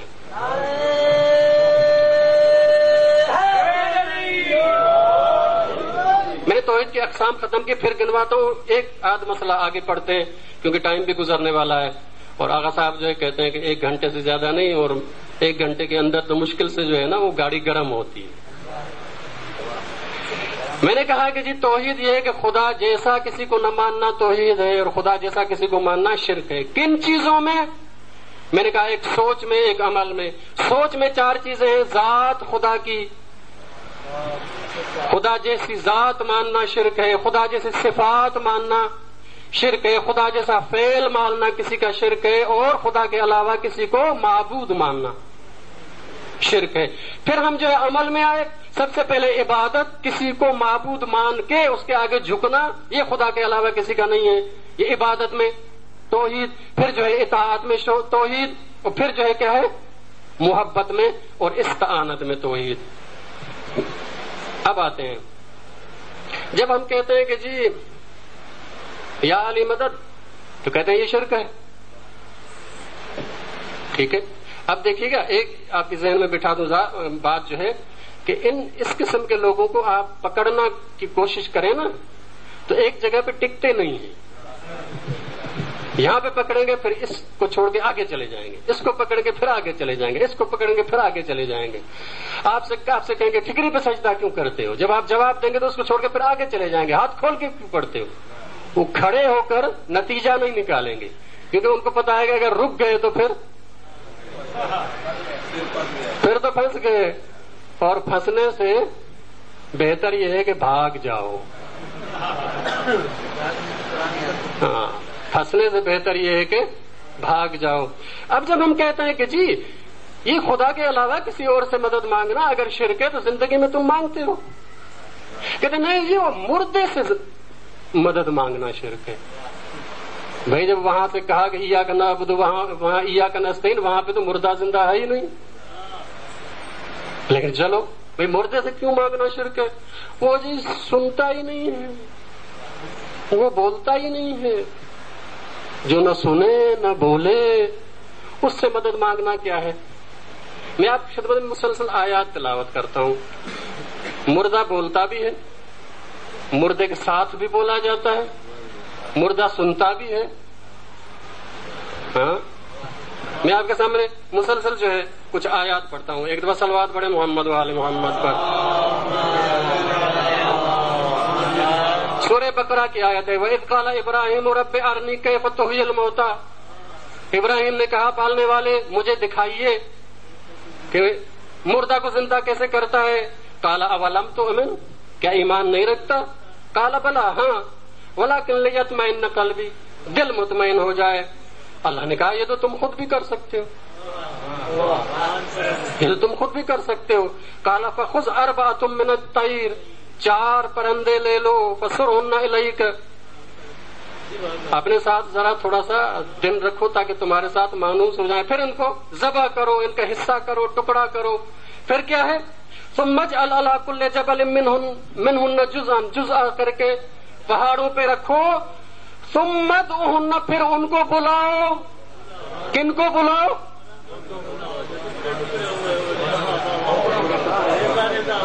کن کو بلاؤ؟ مردوں کو. مردے بھی انسان نہیں، پرندے.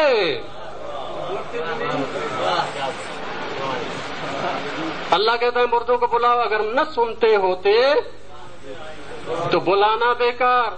پھر خدا کہتا ہے کہ سنیں گے بھی اور تمہارے حکم پر عمل بھی کریں گے. سمت ان یاتینک سعیا، دوڑتے ہوئے تمہارے پاس آئیں گے. سنتے بھی ہیں اور دوڑتے ہوئے آتے بھی ہیں. کیوں؟ واللہ ان اللہ عزیز حکیم، تاکہ تمہیں معلوم ہو جائے کہ خدا صاحب عزت و حکمت ہے. ہاں، یہ حکمت نہیں ہے کہ انسان کو زندگی دی تھوڑی سی پھر مار کے ختم کر دے. یہ حکمت نہیں ہے. حکمت یہ ہے انسان کی کہ اگر وجود دیا ہے اور حیاتی دی ہے تو باقی رکھے. اچھا جی، یار یہ تو پرندے ہیں، انسانوں کا دکھاؤ نا. انسانوں کا دکھاتے ہیں، انسانوں کا دکھاتے ہیں. یہ حضرت صالح کا قصہ ہے سورہ آراف کا. فعقروا الناقۃ، انہوں نے کیا کیا کہ ناکا جو حضرت صالح کا تھا اس کی کونچیں کاٹ دیں. وَأَتَوْا، اور خدا سے سرکشی کی. ان امر ربہم، اپنے رب کے امر کی. وَقَالُوا يَا صَالِحُ ائْتِنَا بِمَا تَعِدُنَا، اے صالح جو تم ڈراتے تھے اس عذاب کو لے آؤ. ان كنت من المرسلین، اگر تم سچے رسول ہو تو لے آؤ اس کو. فَأَخَذَتْهُمُ الرَّجْفَةُ، ان کو زلزلے نے آ لیا. پھر کیا ہو؟ فَأَصْبَحُوا فِي دَارِهِمْ جَاثِمِينَ، وہ اپنے گھروں میں اوندھے منہ پڑے رہ گئے، مر گئے، ختم ہو گئے.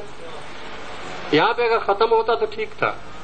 آیت آگے کہتی ہے فَتَوَلَّى عَنْهُمْ، حضرت صالح پیٹھ موڑ کر ان سے چلے اور کہا وَقَالَ يَا قَوْمِ، کہنے لگے اے قوم، یا قوم، اے قوم، لقد ابلغتکم رسالت ربی، میں نے اپنے رب کی رسالت اور پیغام پہنچا دیا تھا.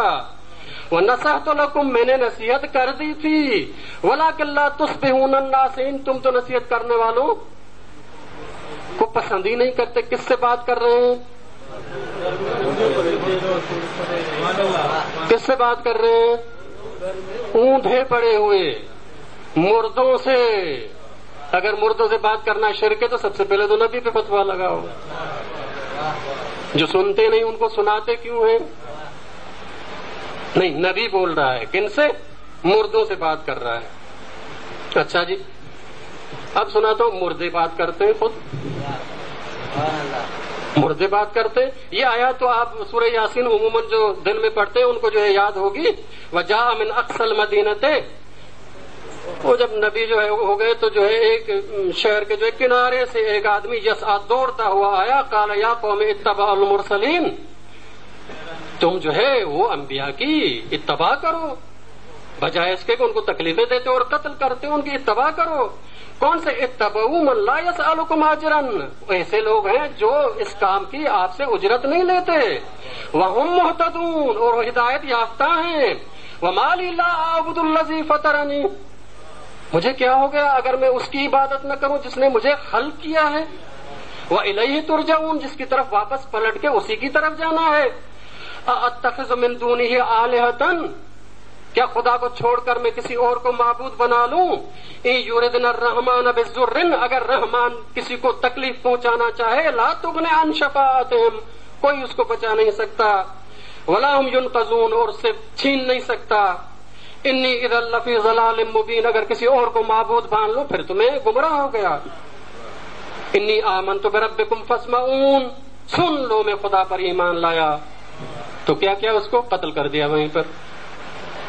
اب جب مر گیا خدا کے پاس گیا تو خدا کیا کہتا؟ ابھی جنت جہنم وہ آخرت والی نہیں، ابھی عالم برزخ میں گیا ہے. تو اس کو کیا کیا گیا؟ قیل ادخل الجنہ، ملائکہ نے ان کو کہا کہ جنت میں داخل ہو جا، جنت میں داخل ہو جا.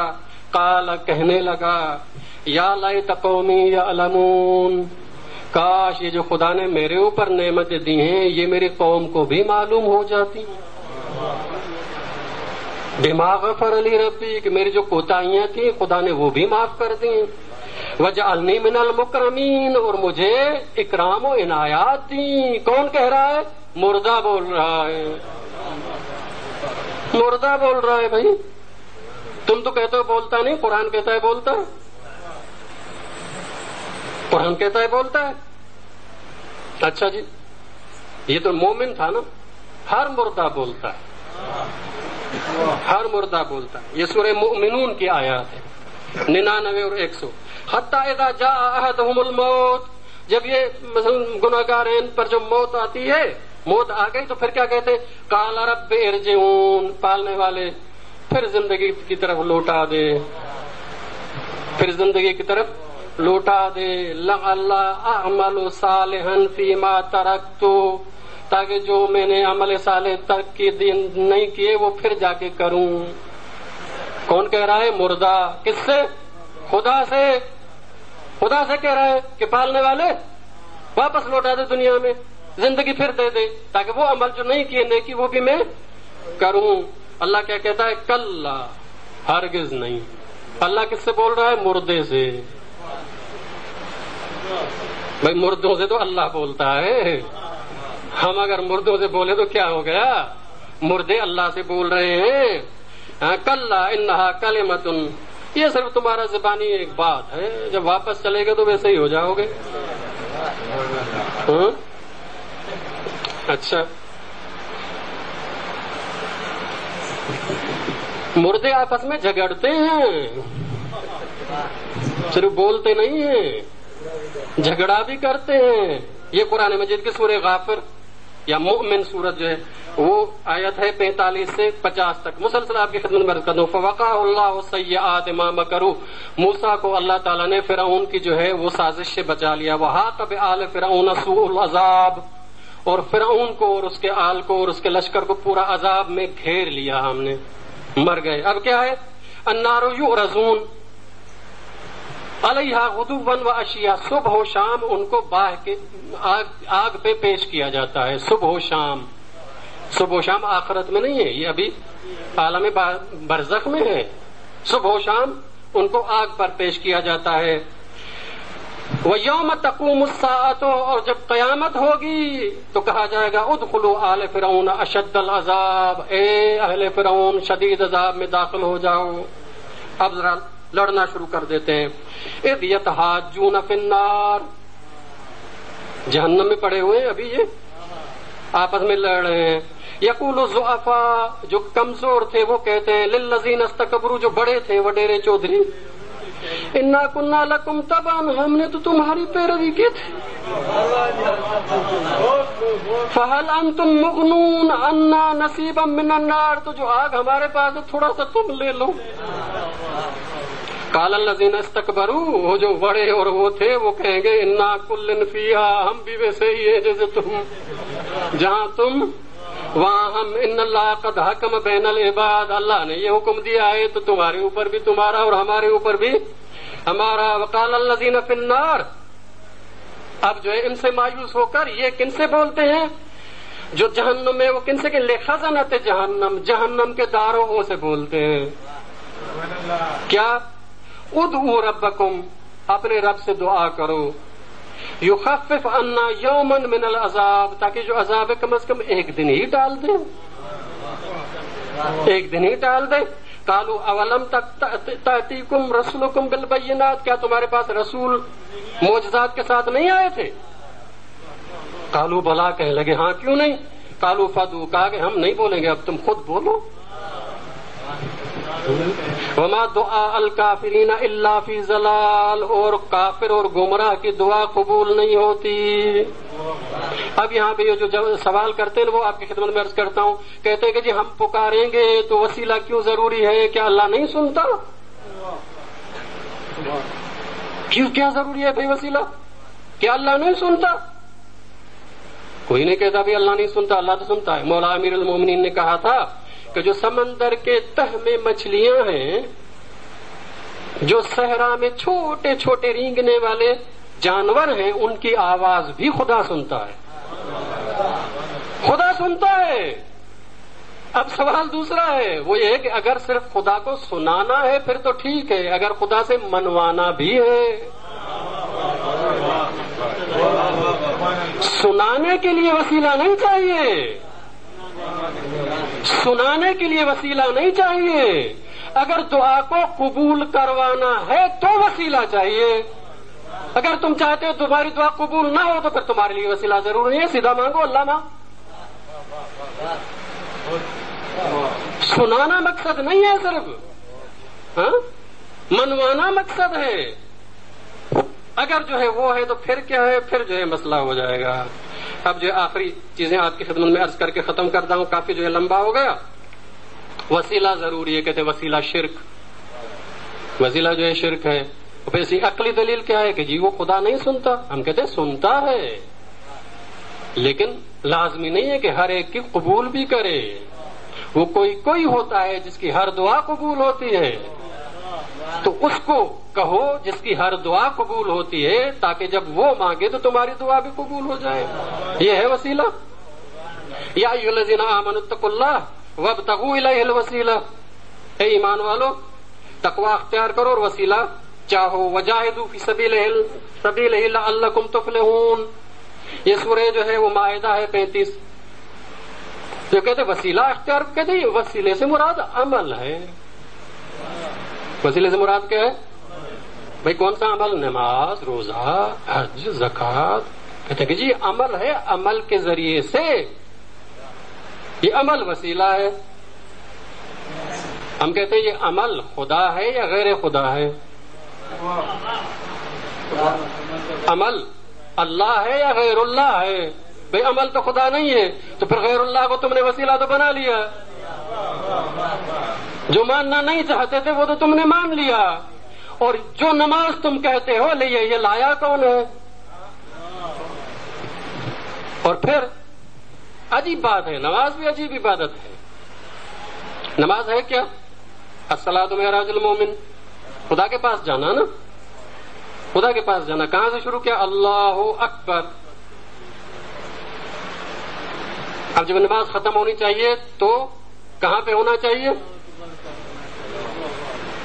جس کے پاس جانا ہے اس کے پاس ہونا چاہیے نا. ہاں لیکن نہیں.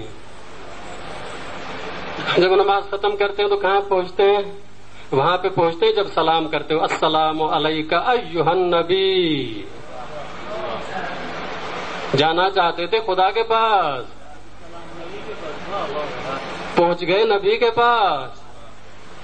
سلام کر کے کہہ رہے ہو کہ تمہارے پاس آئے. کیوں؟ اس لیے کہ اے انسان، تیری منزل جو ہے وہ یہ خدا کا وسیلہ ہے، اس سے آگے نہیں بڑھ سکتے. اس کے پاس پہنچ گئے تو خدا کے پاس پہنچ گئے، اس کے پاس پہنچ گئے تو خدا کے پاس پہنچ گئے. تو وہ نماز جس میں السلام علیک ایھا النبی ہے، اگر نماز وسیلہ ہے تو نبی بھی وسیلہ ہے. اگر عمل کو وسیلہ مانتے ہو تو پھر بھی نبی بھی جو ہے وہ وسیلہ ہے. اچھا جی،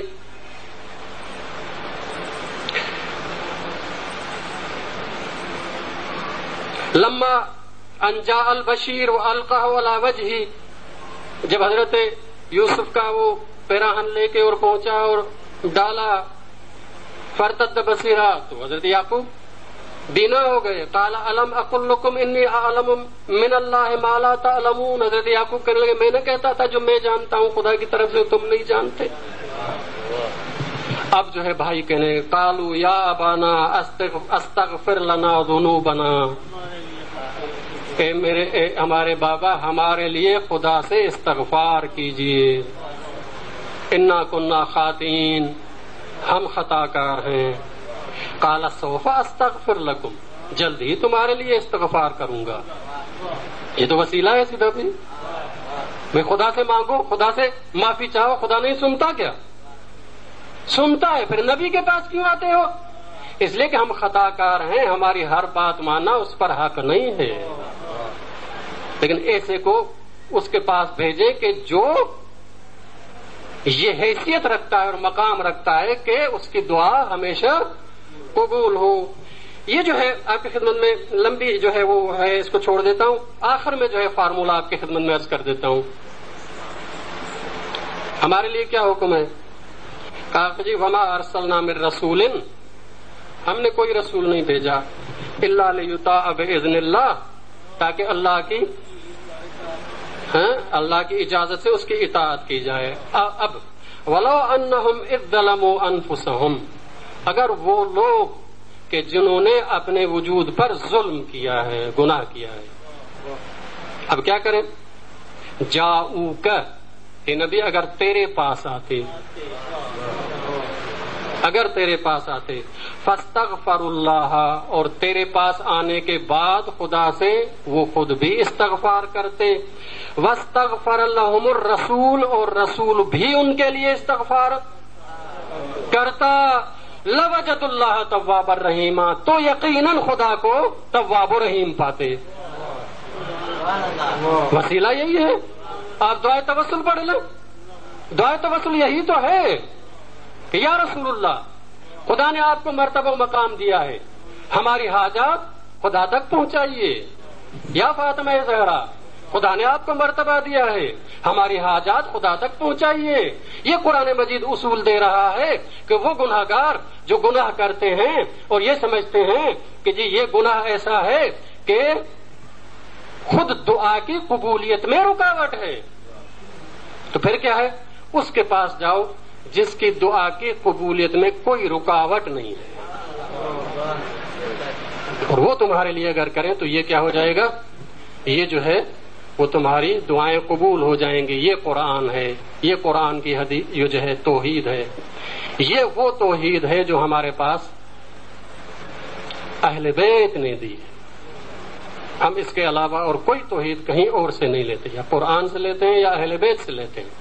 اس لیے ہم توحید جو ہے وہ عقلاً سمجھاتے ہیں، قرآن کو اس سے ثابت کرتے ہیں، احادیث کو اس کے ساتھ جو ہے ملاتے ہیں۔ ہماری توحید کوئی جو ہے کچی توحید نہیں ہے، اس لیے یہ توحید کا وہ حصہ تھا کہ جس میں بہت ساری ہیں، تو بہت سارے اور بھی اعتراضات، لیکن چونکہ ٹائم نہیں ہے اس لیے ختم کرتا ہوں میں۔ آپ کا بہت بہت شکریہ کہ کافی عرصے تک آپ نے میری باتیں سنی، اور توحید کا موضوع جو کہ کافی علمی موضوع تھا، میں نے کوشش کی ہے اس کو آسان بنا کر آپ کے ذہنوں تک پہنچانے کی۔ اللہ تبارک و تعالی ہم سب کو توفیق عنایت فرمائے توحید سمجھنے کی اور توحید پرست بننے کی، انشاءاللہ۔ والسلام علیکم ورحمۃ اللہ وبرکاتہ۔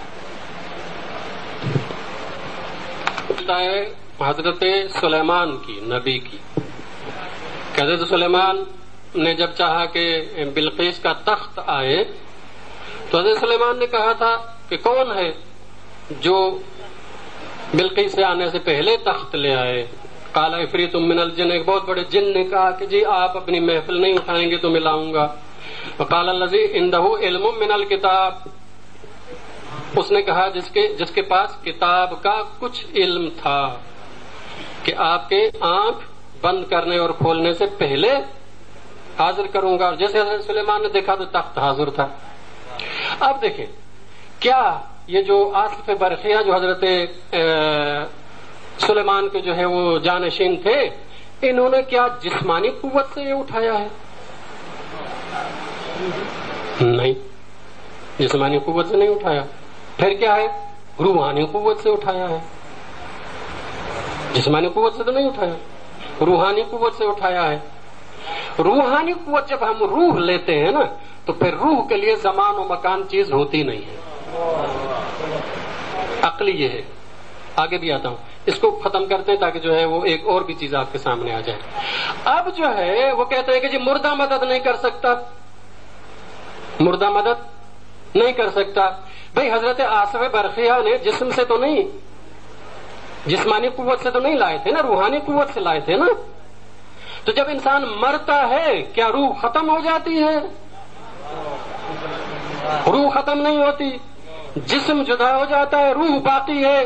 جب روح باقی ہے تو اس کی توانائیاں بھی باقی ہیں۔ اس لیے ہم جب کہتے ہیں یا علی مدد تو مولا کے جسم سے مدد نہیں مانگتے، ان کے روح و روحانیت اور نور سے مدد مانگتے ہیں۔ اچھا، دوسری بات، یہ جو آپ کہتے ہیں، ابھی میں آپ کی خدمت میں پہلے بھی شاید ایک دفعہ عرض کیا تھا، کہتے ہیں کہ جی لا تحسبن الذین قتلوا فی سبیل اللہ امواتا، جو اللہ کی راہ میں مارے جائیں ان کو مردہ گمان بھی مت کرو، بل احیاء، زندہ ہیں، کہاں؟ عند ربہم، اپنے رب کے پاس۔ کہاں؟ اپنے رب کے پاس۔ اور رب کہاں ہے؟ رب کہاں؟ جہاں جہاں پہ رب مانو وہاں پہ شہید کو ماننا پڑے گا۔ تو اگر امت کے ایک عام شہید کی حیثیت یہ ہے، تو جو امت کا نبی ہے، جو امت کا امام ہے، اس کی حیثیت کیا ہوگی؟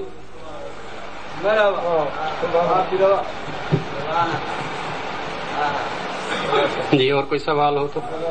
السلام علیکم۔ وعلیکم السلام۔ آپ سے 2 سوال کرنے میں نے، ایک سوال تو یہ ہے کہ اس جاؤ کا جو وہ ہے قرآن کی آیت جو ہے وہ بالکل مصدقہ ہے، لیکن یہ کہتے ہیں کہ یہ صرف رسول کی زندگی تک تھا اور اس کی موجود تھی۔ جی۔ تو کیا قرآن کی آیت جو ہے اسی رسول کی زندگی تک تھی، قیامت تک داری نہیں ہے کیا؟ دیکھ، اگر اس طرح سے ہم آیات کو اس زمانے تک مان لیں تو پھر تو سارا قرآن تقریباً غائب ہو جائے گا۔ یا ایھا الذین آمنو جب کہتا ہے قرآن تو سب سے پہلے تو وہی مخاطب تھے جو سامنے ہیں، ان کو کہہ رہا تھا نا، یا ایھا الذین آمنو اقیموا الصلاۃ۔ میں کہوں گا مجھے تھوڑی نماز کے لیے کہا ہے، وہ تو رسول اللہ کے دور کے مسلمانوں کو کہا تھا، یہ کہاں سے ثابت ہوا کہ مجھے کہا ہے؟ وہ تو ان کے دور کے لیے کہا تھا، یا ایھا الذین آمنوا اقیموا الصلاۃ، میرے اوپر کہاں ہے؟ قرآن زمانے کے بدلنے سے مر نہیں جاتا، قرآن ہمیشہ زندہ ہے اور قیامت تک زندہ رہے گا۔ قرآن کی آیات ہر زمانے کے لیے ہے، کسی زمانے کے لیے محدود نہیں ہے۔ قرآن کی آیات کا شان نزول تو ایک ہوتا ہے، لیکن آیت شان نزول تک محدود نہیں ہوتی، وہ ہمیشہ کے لیے آیت جو ہے ہوتی ہے۔ اس لیے یہ قرآن کا اصول ہے، اور اگر کسی ایک واقعے میں نازل ہوا ہے تو اور بات ہے، لیکن وہ آیت جو ہے وہ ہمیشہ کے لیے قیامت تک جو ہے قرآن ہے اور زندہ ہے قرآن۔ جزاک اللہ۔ دوسرا یہ ہے کہ آپ نے ابھی کہا کہ رسول اللہ کی صفات میں شرک جو ہے، مطلب کسی کو شامل کرنا شرک ہے، تو قرآن خود کہتا ہے اللہ کی صفات میں، اللہ کی صفات میں جی۔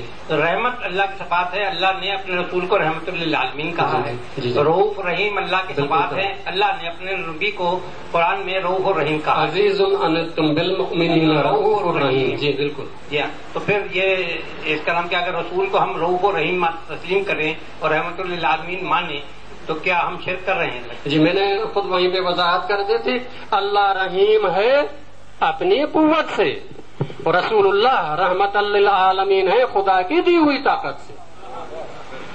اللہ کریم ہے اپنی طاقت سے، رسول بھی کریم ہے لیکن خدا کی دی ہوئی طاقت سے۔ یہاں پہ فرق ہو جاتا ہے۔ مثلا جو مولوی صاحب بھی عالم ہے، اللہ بھی عالم ہے۔ اللہ عالم ہے اپنی قدرت سے، مولوی صاحب عالم ہے اللہ کی دی ہوئی قدرت سے، اس لیے فرق ہو جاتا ہے، یہ شرک نہیں ہے۔ لیکن اگر یہ مان لیں کہ رسول اکرم کی جو رحمت ہے رسول اکرم کی اپنی ہے، خدا سے نہیں لی، تو پھر شرک ہو جائے گا۔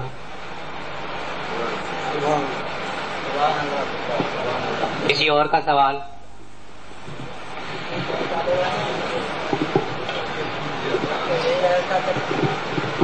اگر صاحب آپ نے کہا تھا کہ اہل بیت سے محبت اللہ کی وجہ سے اور محبت صرف اللہ سے کرنی چاہیے، تو پھر کیا جو والدین سے یا اولاد سے محبت کرتے ہیں کیا یہ شرک ہے؟ جی ہاں، اگر آپ اس لیے کر رہے ہیں کہ چونکہ والد ہے تو یہ شرک ہو جائے گا، لیکن اللہ نے حکم دیا ہے اور بہت سی روایات میں ہے۔ ایک روایت والدین کے حوالے سے ہے کہ جی اگر کوئی بیٹا اپنے والد کے چہرے کو محبت سے دیکھ لے فہو عبادہ، یہ خدا کی عبادت ہے۔ تو جب وہ کہہ رہا ہے کہ دیکھو محبت سے، تو پھر دیکھنا اس کی عبادت ہو جائے گی اس کے حکم سے۔ والدین کے حوالے سے بات نہیں، ایک عجیب جو ہے میں نے روایت پڑھی، کہا کہ والد کی دعا اپنے بیٹے کے لیے ایسے ہے جیسے نبی کی دعا اپنی امت کے لیے۔ جیسے انسان کو چاہیے کہ والدین کی دعائیں لے اور ان کی بد دعا سے بچیں. اللہ تبارک و تعالیٰ کوشش نہ کرے. میرا خیال ہے اب کوئی سوال ایسا نہیں ہے. اللہ تبارک و تعالیٰ ہمیں اس ماہ مبارک رمضان میں اپنی نعمتوں اور برکتوں سے نوازے, ہمیں اپنی معنوی روحانی نعمتیں عنایت فرمائے, ہمارے قلب کو اپنے نور سے روشن فرما دے. خداوند بحق محمد و آل محمد ہمارے رزق میں حلال رزق میں اضافہ عطا فرما, حرام سے بچنے کی توفیق عنایت فرما. خداوند بحق محمد و آل محمد جو مومنین بیمار ہیں اس ماہ مبارک رمضان میں ان کی بیماریوں کو ٹھیک فرما. خداوند جو بے اولاد ہیں انہیں صالح اولاد عطا فرما. خداوند ایسا مال و دولت اور اولاد دے جو تیری راہ میں کام آئے. خداوند بحق محمد و آل محمد دنیا میں جو مومنین تیری بارگاہ میں جہاد کر رہے ہیں خداوند ان کو قبول فرما, ان کی مدد فرما, ان کے اسلحے کو تیز فرما, ان کے دشمن کے اسلحے کو کند فرما, ان کو فتح و کامرانی عنایت فرما. خصوصاً عراق میں جو مومنین مشکلات میں گرفتار ہیں خداوند ان کی مدد فرما. وہاں پہ جو روزہ ہے اقدس ہمارے ایمان کے مرکز ہیں ان کی حفاظت فرما, ہمیں ان کی زیارت کی توفیق عنایت فرما. خداوند زندگی میں مولا امام حسین کی زیارت نصیب فرما, قیامت میں ان کے خاندان کی شفاعت نصیب فرما. بحق محمد و آل محمد اللہم صلی علی محمد و